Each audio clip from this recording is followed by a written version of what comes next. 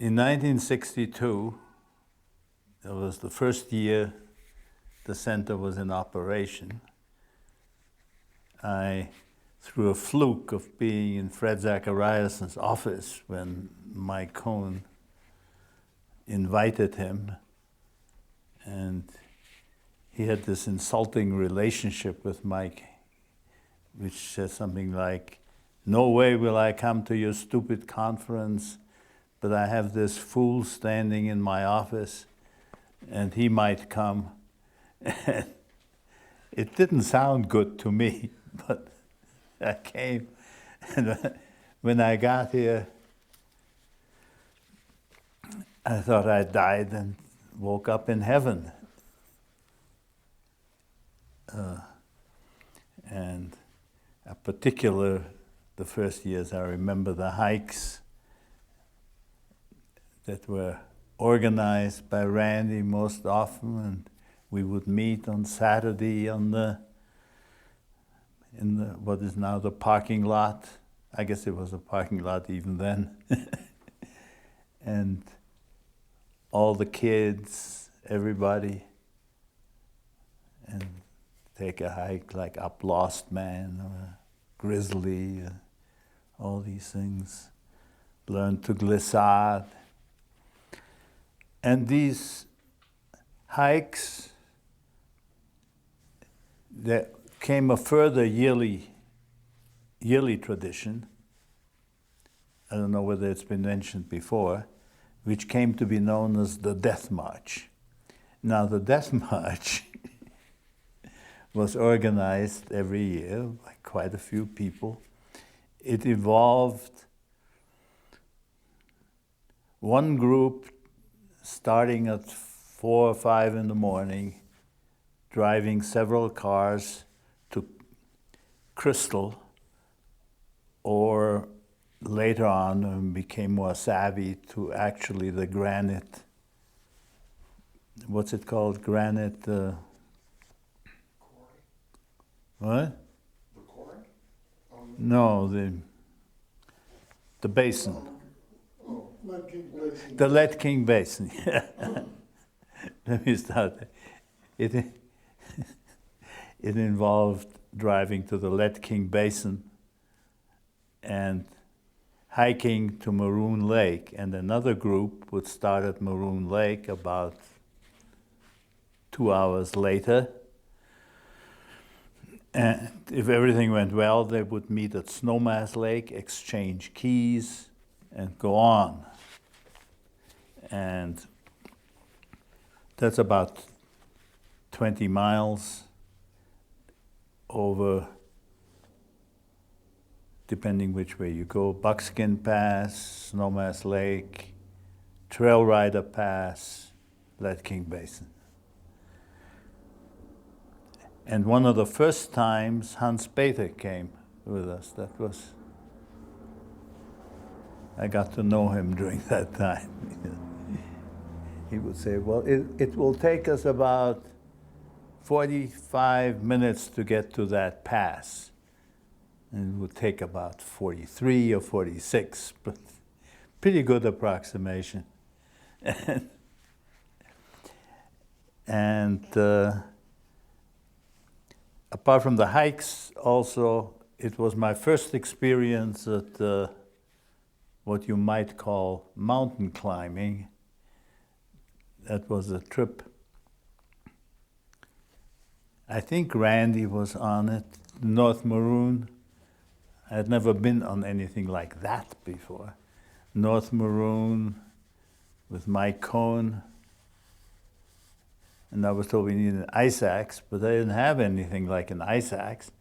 So I took from the apartment where we were staying, I took the barbecue skewer. It was a stick like that. It did the job, except it went all the way in when the snow was soft. But obviously I survived. And let's see. Well, the children were ranged in the beginning from 5 to 11, something like that. Now they range from 45 to but now the grandchildren come. So it's been a life, a major part of my life. We bought a house where we spent 4 months of the year. That includes when the center is in session and a little bit at each end.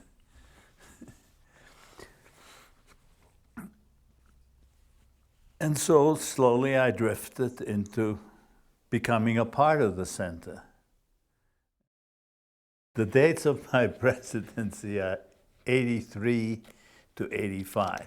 Now, as far as memories goes, it's tricky because I started being in some sort of function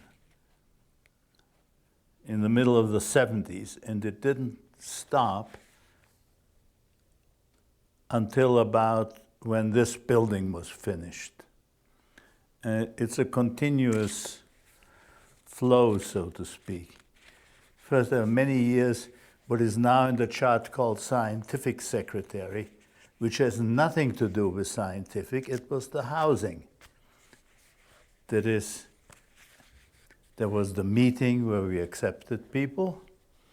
Then I would go home to Riverside and make out a hotel chart.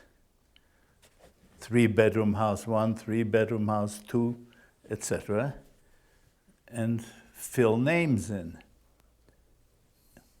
That was easy because there were as many people accepted as there were houses, or we rented houses depending on who was accepted, but it became static. Then, of course, started the cancellation. And then I realized that this is a position of infinite power because the acceptance committee can make lists, waiting lists, but if a one-bedroom person drops out, you can't replace them by a 3-bedroom person. So it became logistic necessity, really, that determined who replaces a dropout. And the waiting list was always as long as the acceptance list. There was never any trouble finding one.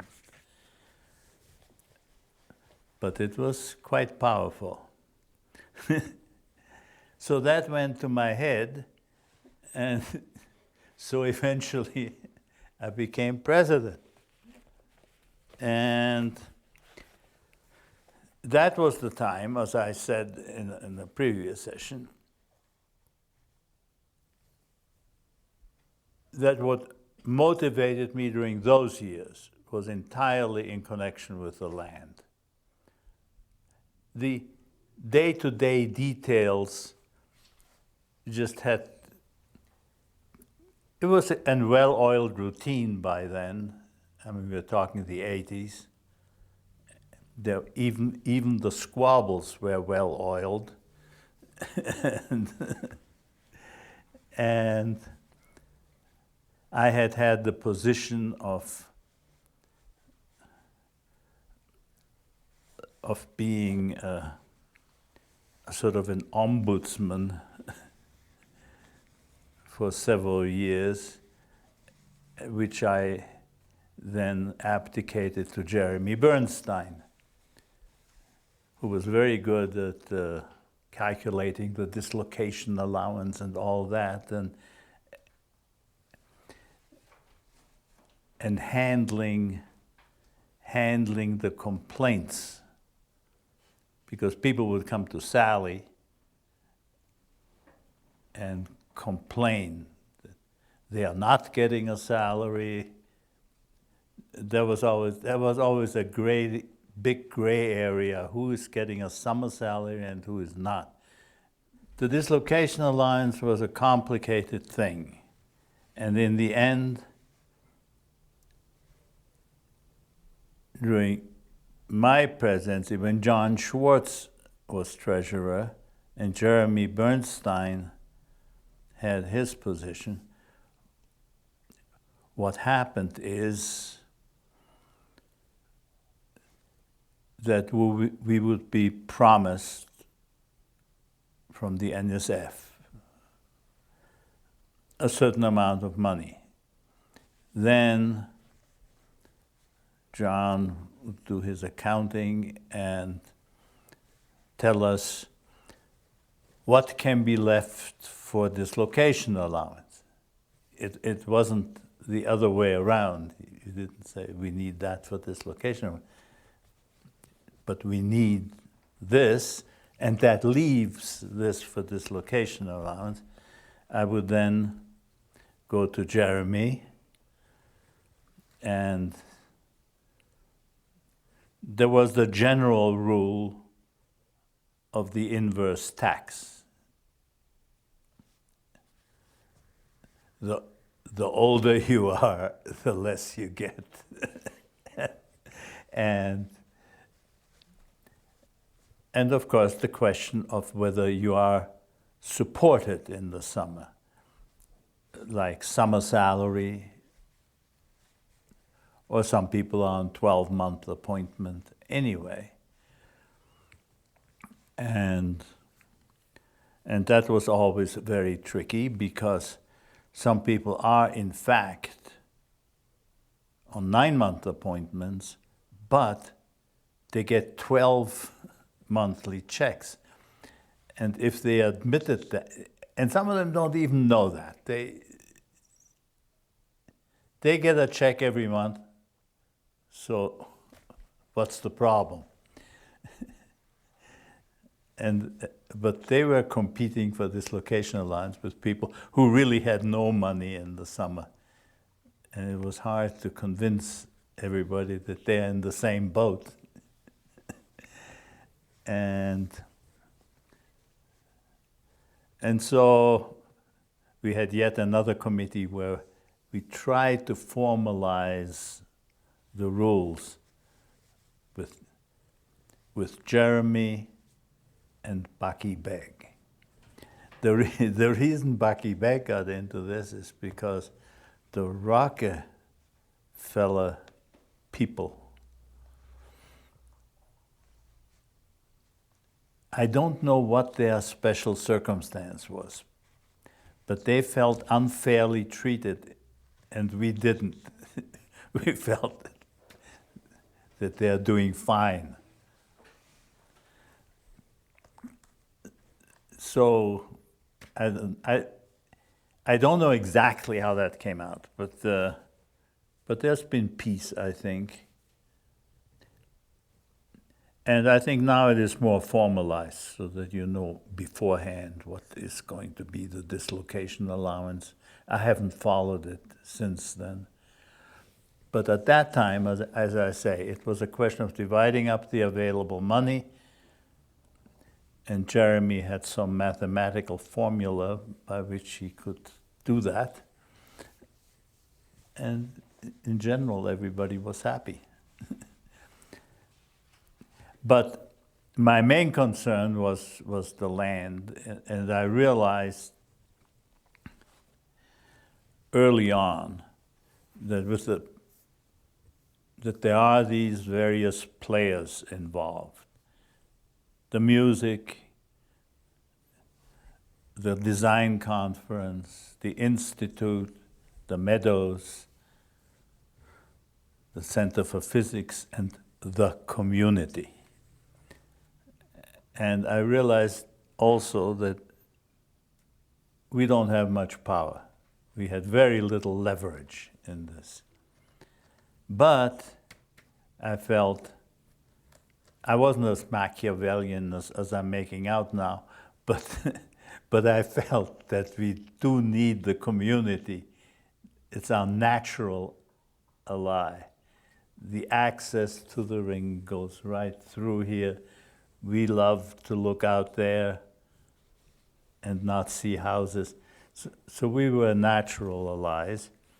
And I felt we have to bolster that as much as possible. The first thing I did, which had limited success, but not totally limited, I started with a certain amount of fanfare a college advising group. The idea was, we have profs here from every major institution, and whether you want to go into physics or not, they will be able to tell you something about the place. And so we invited high school students to come in and get advice. And we had quite a few, but not as many as I thought, because for two reasons. The ones who were already high school graduates pretty much knew what they were going to do next. And the ones that were a year previous to that, like hell, they're going to spend their summer coming here talking about where they're going to go to college in 2 years. There was, however, one notable exception. Was a lady came and said her son is very smart, and he would like to work with somebody here during the summer. And of course, we let her down easy, but we poo-pooed that. I mean, high school student gonna come here. His name was Steve Gupse. And of course, he knew perfectly well that this is not a realistic proposition, but he became, but now I'm beginning to think maybe it wasn't so dumb after all. And for those who don't know, he became an eminent particle physicist and is now a member of the Physics Center. The other thing I got interested in is when that started failing, the college advisory, I promoted giving talks at the high school. I have to say, there's a small overlap between the school year here and the center. So I encouraged giving talks meant that I was that I was asked to talk on several career days and stuff like that. And also some of the things like Rotary Club, and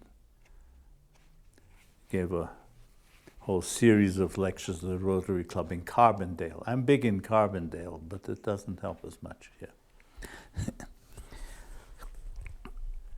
And also I wanted public lectures to come about. Now, I don't remember myself starting them. Mike claims he remembers that I promoted that, and so I'll accept the honor. What probably happened is that somebody came to me and I ran with it. And I ran with it to Mike because he was going to be president. And that's... But all of this was partly to not just be a blot here as far as the community is concerned, but something that they can be proud of, because nobody knew about. They always called it the Physics Institute. Even some of the physicists call it the Physics Institute. and I wanted us to have an identity with the city and with good connotations. And one of the problems, of course, we've talked about before, is this, the fact that in fact, right where I'm sitting was directly contested as not belonging to us at all. And, well, it didn't belong to us, but not even the Institute. And the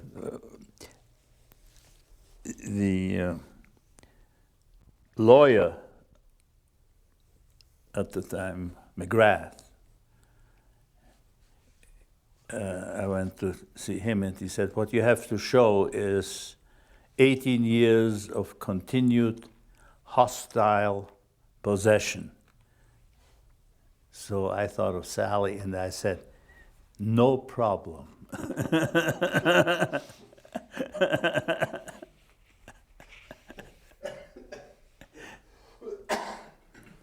But actually, well, the path wasn't that thought out then. I mean, it's really a very nice way to go to the track now. At that time, there was a stable here originally, and people walked across, and it could be quite a nuisance. I saw a lady just a few minutes ago walk across with a dog. Finally, the city insisted that nothing would happen here anymore until a master plan for all these things would come about. And so this was played out actually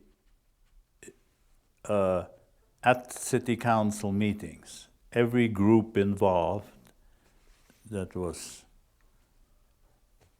us and the music, the community, etc., had their day in court and presented their needs, which were to a large extent orthogonal to each other, but then we were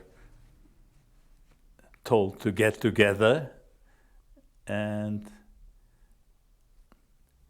George is best,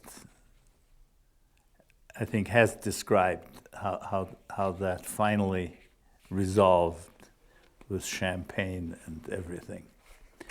And it resolved in a manner that is really, I consider, miraculous, considering what was on the board as possibilities, which ranged from total annihilation to vaguely unpleasant, but nothing as good as what happened. And the point is that here is the track. Every picnic we sit in a place and look at the track and say, what a beautiful evening when it isn't raining. This track could mean many millions to somebody. And just because we have an agreement that it stays open space, I think it would be very short-sighted to think that this is a given just because this agreement came about. It's open space that's handled by the city, but first of all, everybody who's been in Aspen for a while, or probably in any other location, knows that the spirit of city councils change. This was a time where just 2 members had been anti-growth members had been elected, and it was environmentally friendly time. I don't think we are in that situation now. So it's like changing the Supreme Court. It could it could flop over any time, and then somebody will put in a bid with many, many dollars to develop something, and it might just happen. It's improbable, I think. We're pretty well. But I think that the younger generation here doesn't even know about these developments. So I think it is important that a kind of a committee of younger people, I think, middle-aged, somebody who's going to be around for a while still, using us old-timers for consultation, begin feeling about what it means to own this piece and look at the track and how improbable it all is. I mean, the entropy is way low. And that then led, well, Mike put me on the planning committee, which I did for several years until things started getting hot. I was getting these news from people that we have the wrong lawyer and this should be done and this should be done, and people were actually making deals that I knew nothing about. And George had not been that active in the center for a few years. So one day I said to Mike, I can't go on with this. And I phoned George and I said, you've got to come to town and take over the planning committee. And we sat down for lunch, and he did. And we really made a point to everybody that no loose cannons around. And that led to the agreement. And as my last act on the planning committee, I said, well, now that we have the place, this is the time to get rid of Hilbert and build this building. And everybody said that's wonderful, kicked me off the planning committee and put me on the building committee. Now that was a bit much for me. I went through the process of getting the architect, etc. But luckily at that point, Bill Fraser came on the scene and soon saw my inadequacies and took over as chair of the building committee. I stayed on it. We met many months, every week at Teague's place and looked at plans and changed this and that. I'm forgetting who else was on that committee. I suspect Elihu, perhaps. I don't know. Bill Fraser and Tom Applequist were the ones that Harry Teague said he dealt with the most. Dave Schramm would probably have been on it. So did you actually hire Harry Teague? No. It was more complicated. We put out something which made us some enemies, a contest. I mean, everybody was allowed to come with a proposal. And we sat there and listened to them. And I won't say who voted for whom, but Harry Teague won the competition. But, he was then hired, presumably by the president. And then we continued working with him. It started almost immediately. And my last function specifically on a committee was when this building was finished.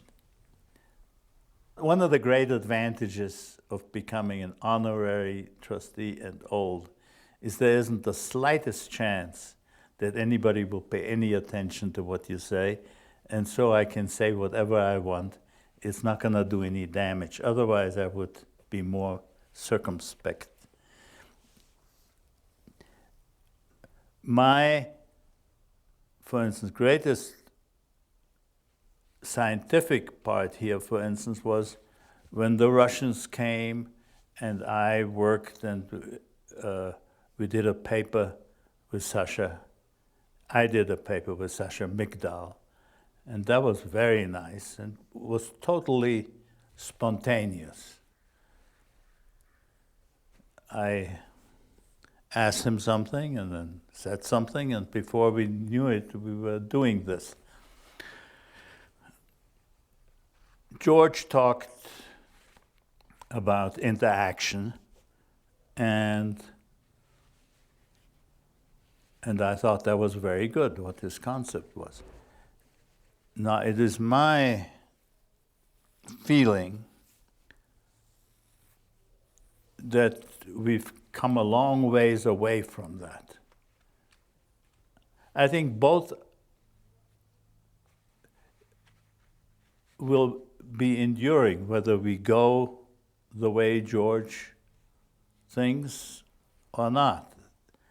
I think it has a life of its own, and it will endure. However, I think interaction, in the way I think of it, has really gone downhill with the advent of the workshops.